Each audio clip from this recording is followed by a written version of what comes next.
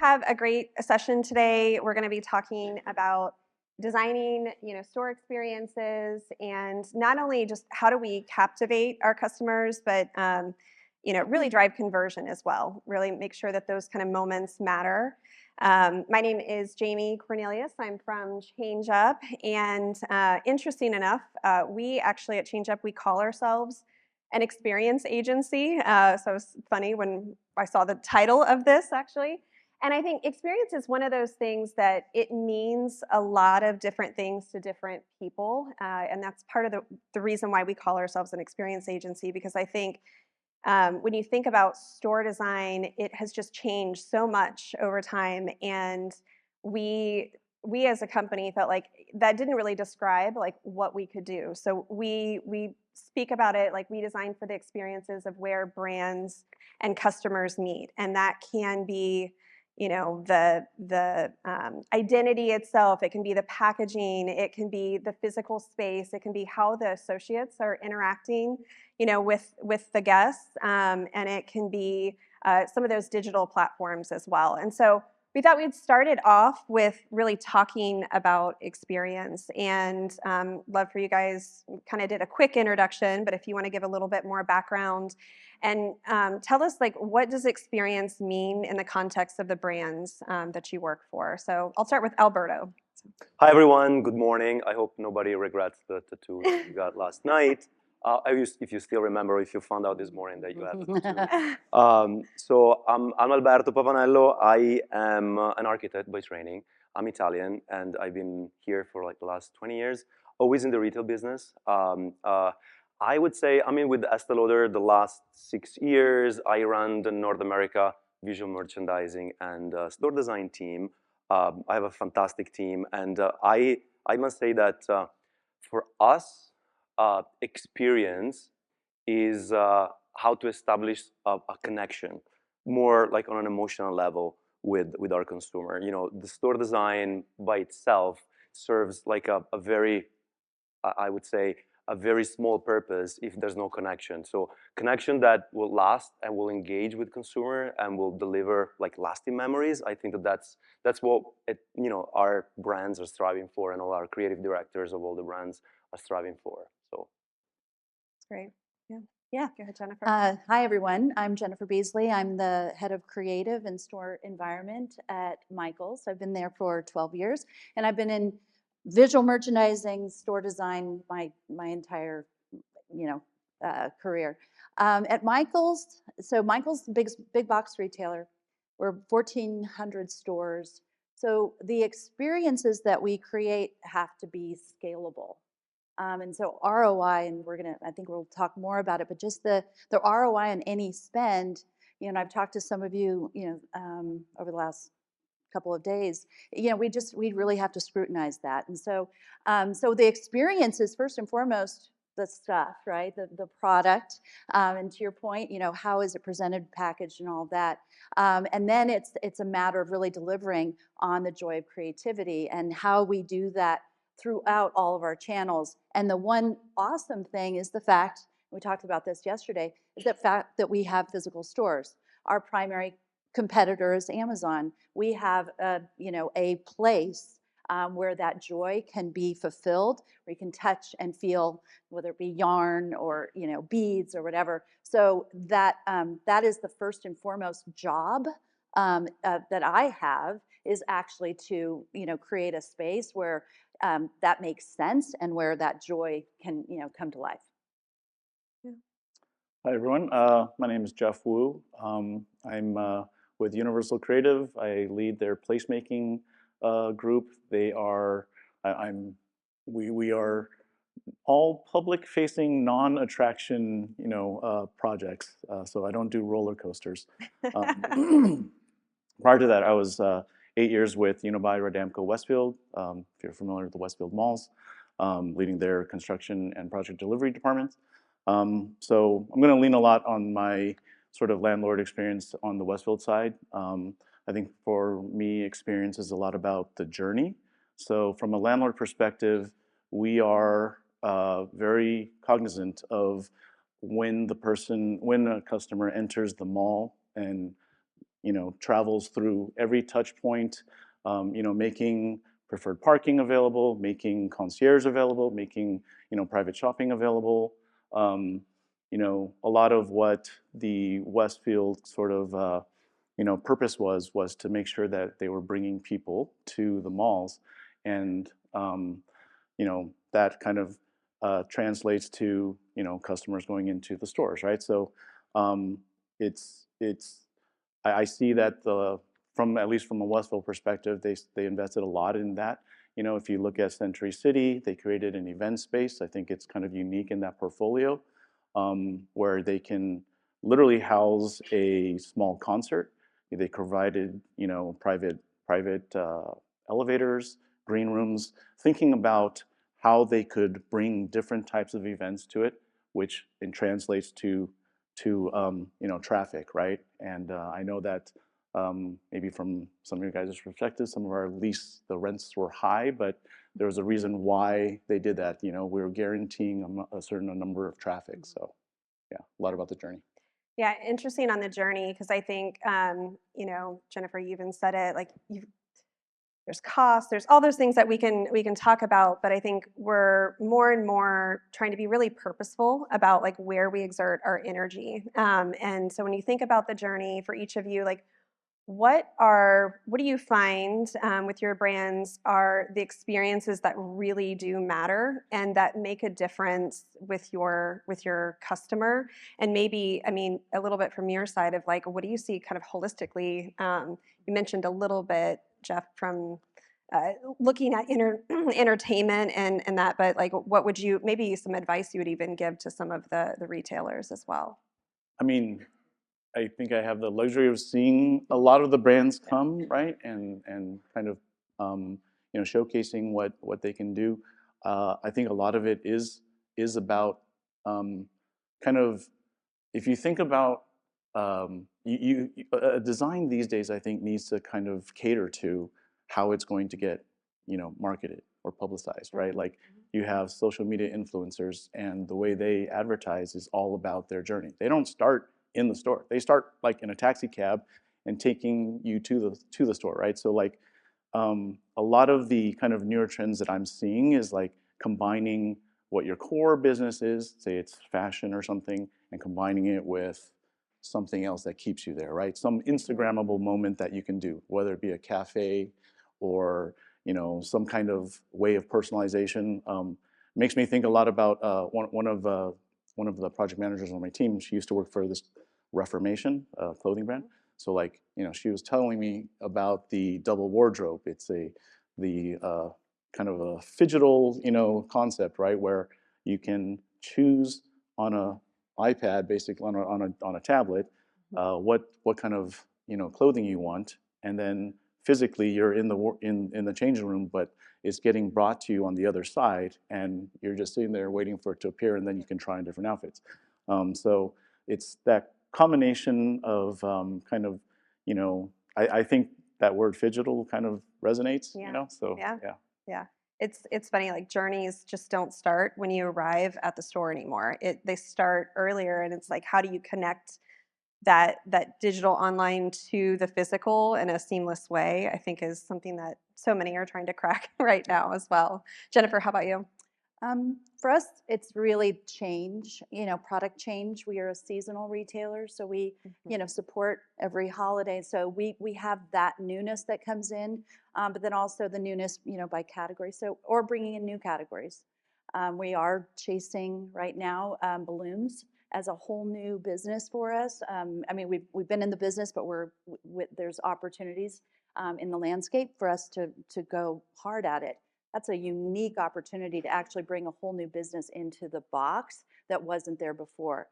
So the retailers that I'm excited about, that are ones that really prioritize, that change of product, whether it be a Costco or a Sephora, that change, always having that change, or even, doing pop-up shops in the middle of the store, which we do have. We have a seasonal pad that cues that newness. And our best customers visit us about 20 times a year. They're our very, very best, but they're continuing to be really important to our business. So really having something new for them to experience. It could be a sale, like lowest price of the season, which we have going on right now, or it could be, you know, just an amazing holiday, you know, headquarters. All of those things are part of that, why Michael's and why, and how do we delight our guests on each trip. Yeah.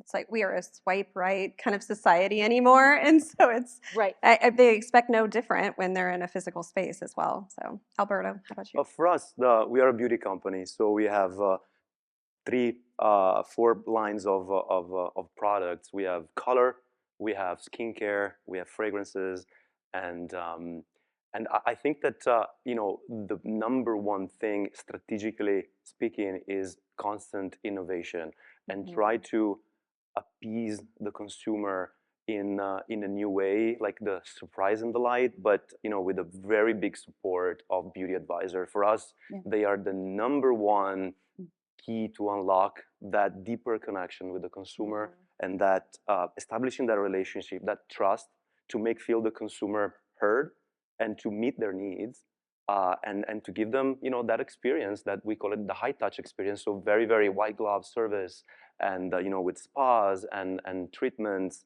and the VTOs and all that things are just contributing to that experience that we give to the consumer. And every brand, we have 24 brands in our portfolio, and every brand has a number of new product launches every year. So with that combined with the hero products, the product that has always been there, and each brand has built a reputation, they're always there. We always play the hero products in front of the store. But aside of that, we also have those new product launches that are on trend, maybe capsule collection in the store that you can only find in that specific store, or you can only find in the physical space.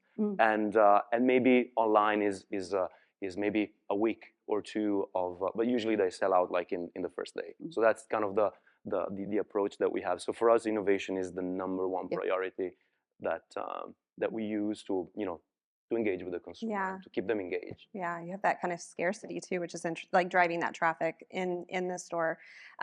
You mentioned before, it was just like the emotional connection with your customer was really important. You mentioned Beauty Advisor. Are there other things that you're doing to establish that connection with your customer? So I think it's a combination. It's a combination because store design by itself, it will not deliver that experience. Store design has to serve the purpose of being true to the brand, the brand heritage. So how to bring the brand heritage to life, and it's not like a one recipe. It's a mix of many recipes. The Beauty Advisor play an essential role because they really establish that connection with the consumer, like face to face, one-on-one, and this, the other parts is like the VTOs like that. During COVID, it was a very big thing for us because product, you cannot test product, or you cannot go to the store. So we launched a lot of tools online or at the store level without any tester outside on the shelf, and the VTOs was giving that that look that they were looking for, and then the Beauty Advisor was kind of supplementing the VTO. But yeah, that's kind of it's a multifaceted recipe. It's not just one thing, and that's like the number one priority. So digital, engagement that we talk about, in store. You mentioned phygital. Like, what's Estée Lauder's strategy around when to use digital? Because I feel like there was like a proliferation of like, we need screens everywhere, but like what really matters? So I think it depends, because if you're looking at digital just for the sake of putting a lot of screen in the store, I think it's not the right path, and especially for mid to high luxury brand, the more screen you put, the more you overwhelm the consumer. So I think that the screens and all those digital assets, they need to serve a purpose. They need to serve a purpose to connect the online with the retail store. So you need to experience kind of the same brand equity with the store and as well as online.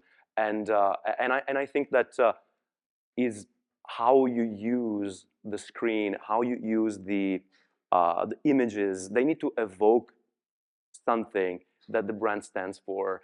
the consumer needs to feel part of that journey. They need to feel part of that lifestyle that the brand is portraying with all the screens. So I don't think that just throwing a bunch of screens in a store will be the solution. It needs to be very, very strategic. And it depends on some brands. Some brands, they need to have that wow factor that will for sure be enhanced with the screen. But you know, some other brands is a little bit subtle and has to be a little bit more curated as far as placement and all that. Yeah. How about? So I'm thinking like, like Tom Ford that we have, as well as Mac. Mac is a little bit more impactful, so that we have more screens in a Mac store than compared to a Tom Ford or a Balmain that we just launched last year. Yep. Jennifer, how about you from a digital standpoint? Yeah, I mean, as far as screens, we've dabbled, but we really don't. We're super analog, really print, product and print and signage to support inspiration, and actually physical samples, so knit downs in the yarn department. So it's a lot of, very, being very prescriptive about where does it make sense to, build that, whatever, that kit and put it in the store. And again, we just have the challenge and the benefit of 1,400 stores. So every one of those efforts, you're talking labor, you're talking expense, you're shipping. So we just have to really scrutinize those things. But content is really a big thing for us. We actually have, we use content creators, influencers extensively. Our organic social is, kind of through the roof, and that's a huge part of the Michaels ecosystem. We're launching video on demand this year. We've tried classes in store. That it's a tough one. Does not ROI. Birthday parties absolutely does. So we're going after birthday parties, and that's a thing, right? But classes just didn't work. So we do a lot of testing to figure out, what the right and really what is going to resonate and what's authentic, for Michaels. Yeah. Are you looking at how those online classes, like how you bring that awareness in store? We do. Yeah. We talk about it. I think we could probably do a better job. Video on demand is just launching now, so that'll be interesting. We see direct correlation though with our content creators and our influencers, and that connectivity back to newness and trend, and they basically discover, and they're talking about it. Our best performing social most often is videoed in store. They'll go to the store, grab the products, put it in their cart. But it's amazing how the branding of the store is so resonant with even on social, which is really interesting. Yeah.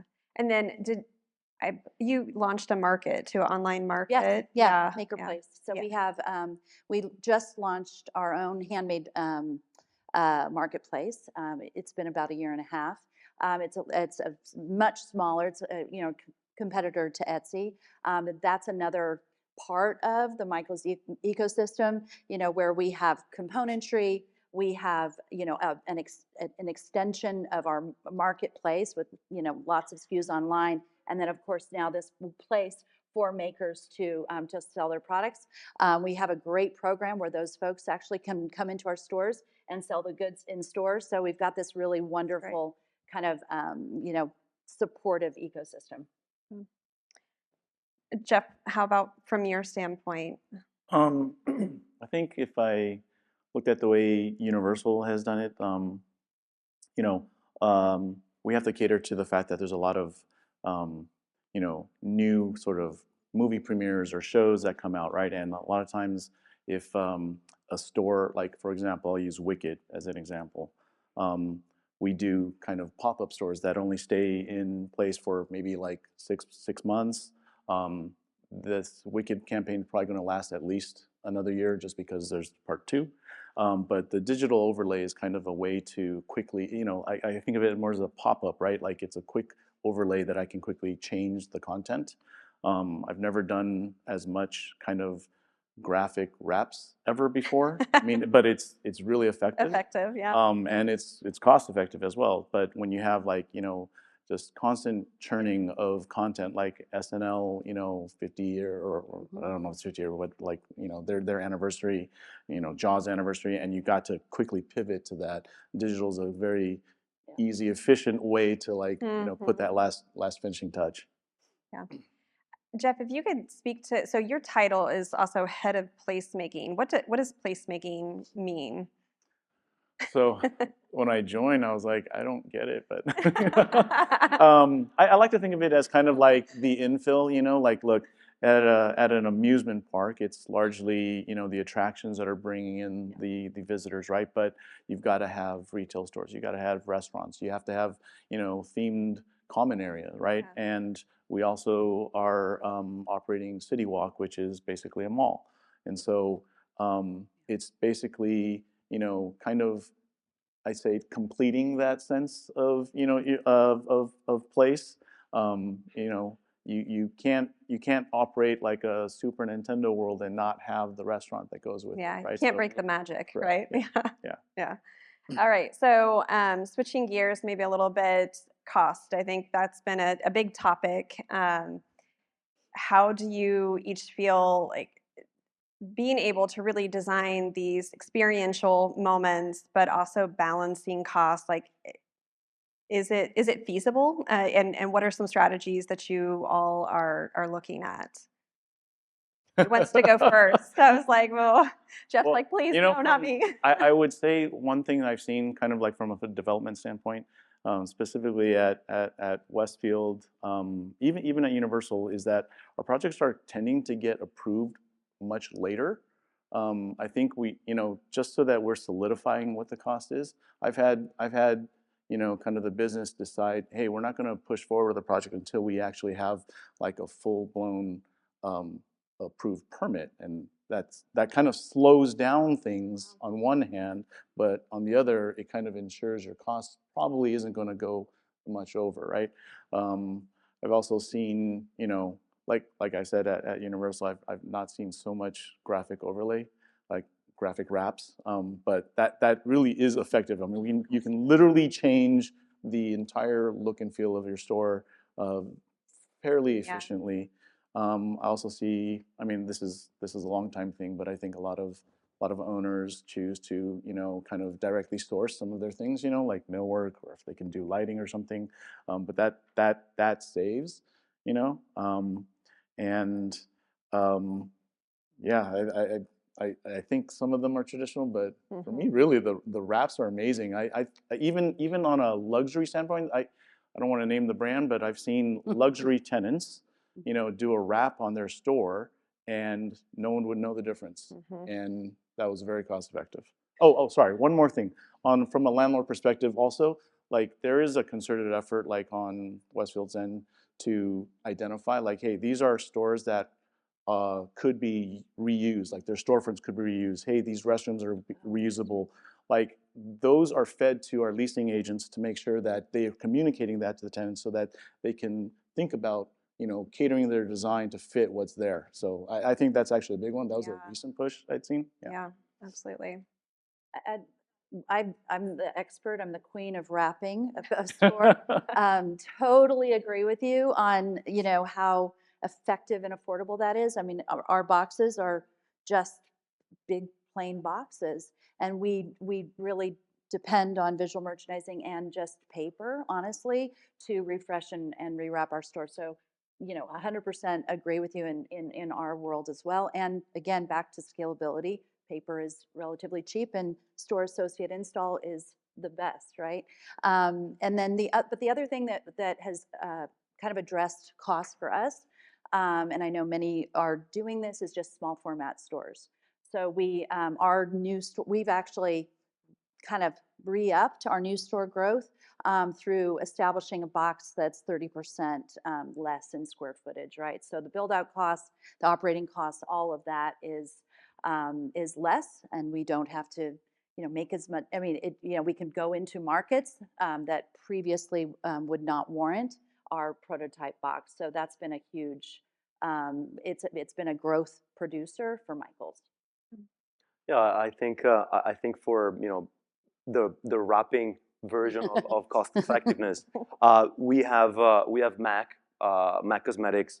We do seasonal wrapping of the the storefront or the first couple of tables where we have new product launches. We dressed it up for that season or for that specific product launch. Is a very cost-effective way. Then it's very impactful.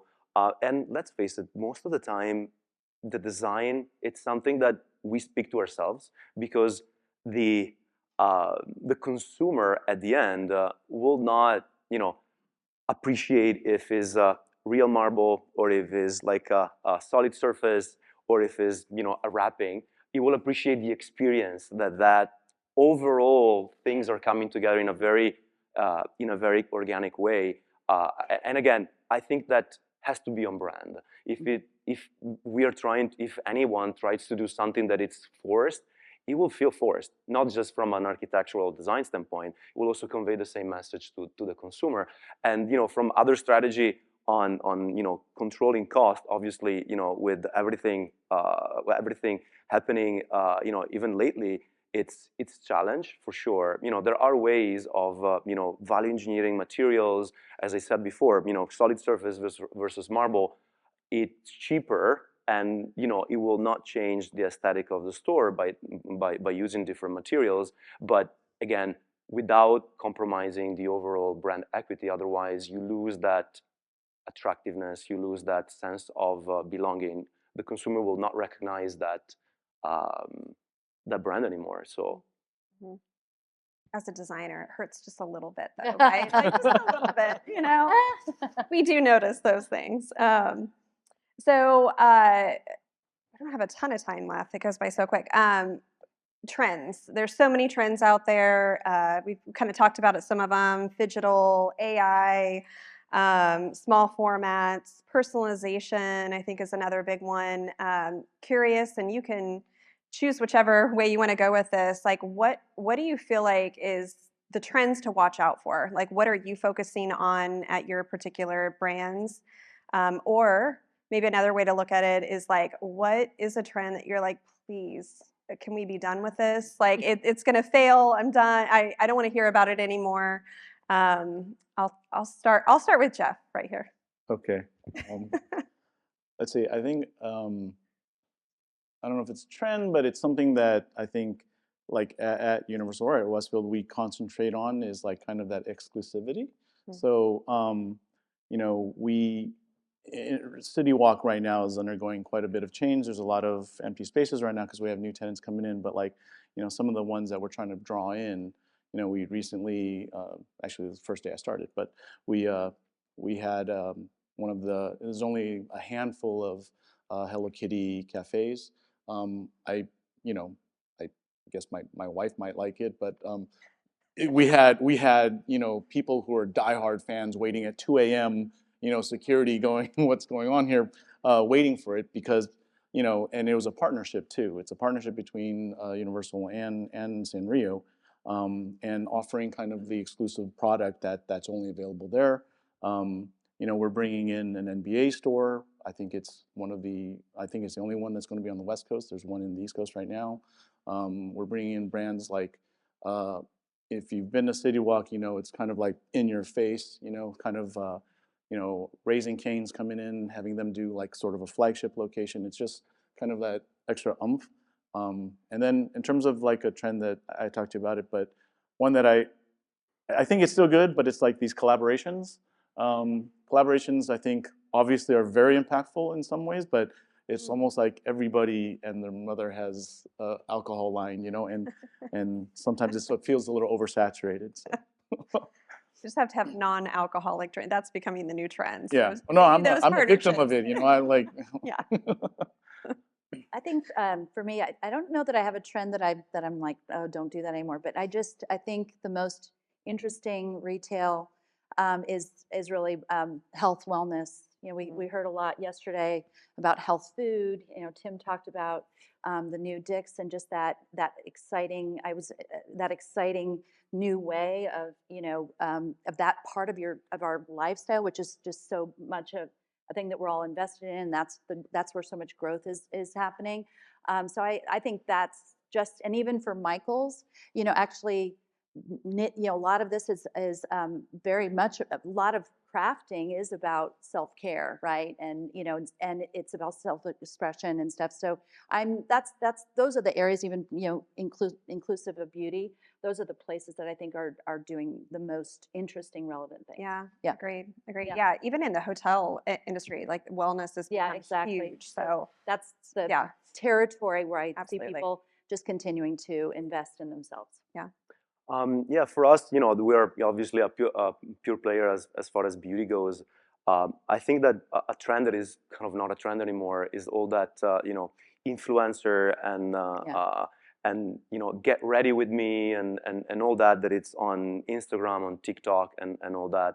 But I think that one thing that we have seen, it's the consumer has a deep knowledge of products and ingredients that are in each of our product or in any product of any beauty company, I think. So we are kind of seeing an interest of expressing, you know, and be very verbatim of what we have in our product, so we can educate the consumer of, you know, the quality of the product and all that. And I think that's, you know, to your point about, you know, self-care and wellness, I think that will be a trend that will tend to stay. The consumers are, again, more savvy than they were in the past, so they really dig deep on what's in it and what they're, you know, applying to their makeup routine or their skincare routine. Putting it on their body. Yeah, so we have a lot of visual cues and a lot of education in our display and graphics to tell them what we have and what we can offer as far as ingredient goes in our products. I love that. Just the only other thing is just the real value in loyalty programs. So loyalty, you know, who you are loyal to and how much that becomes a part of your decision making about your, you know, shopping life. I think that's huge for us, and I know, I mean, I think that's something not to be, you know, discounted. Yeah, and it's part of personalization too, because you're getting to know them and it feels more like you're curating something for me. So, all right, we have like 1 minute, maybe just bold predictions. You know, if we had to look at, you don't have to think about your brands, but just like, where do you see retail going? Do you have any absurd out there ideas of what's gonna happen in the future, or what would you like to see? It's a hard one. It's a hard one, but I think you'll see more of the sort of, you know, it'd be cool to see more of the sort of Amazon Go concept. Like, so there have been other brands that have been doing it. You know, I know at LAX, I think Hudson opened up a similar concept where you just walk out. But like, imagine if that was not just for convenience items. You know. Yeah, it's like combine convenience with a wow, like something that's more experiential. I think that, I mean, this isn't a bold prediction, but it's just an awareness of what is that transaction, like how much are you spending, and what are you going to, you know, shop, you know, have it come to your home versus going into a store. And a little nugget, this is, you know, for us at Michael's, which is kind of crazy, is that 70% of our transactions online are BOPUS, which is really crazy. So people still want to come and get it. They want to get it that day. You know, so and that's just an amazing thing. And our transaction is like just under $30. So is it because they need it then, and they, you know, what is it about that dollar amount that's driving that in-store? Yeah, and what does that mean for the environment? Like, what can you do to capture that? Yeah. Selfishly, I would say that I'm very glad that, you know, after COVID, you know, that online has a resurgence, and we were all talking about the metaverse and all that. Thankfully, after COVID, we have seen, you know, and most likely all of you have seen traffic increasing on the store. So that's obviously makes me happy because, you know, being an architect, being in the store design and visual merchandising, so very physical store, that what makes me happy. And what we've seen is that again, consumer wants to have more experience, wants to connect much more with the store, and, you know, being there and immersed in that reality. So it's very, very refreshing to see that. That's great. It's a combination. It's always a combination between the two and how you connect and how you connect the two. Absolutely. It'll swing back and forth. Yeah. Well, thank you so much. Thank you, everyone, for being here. I think we're at time. And Thank you. Thank you. yeah.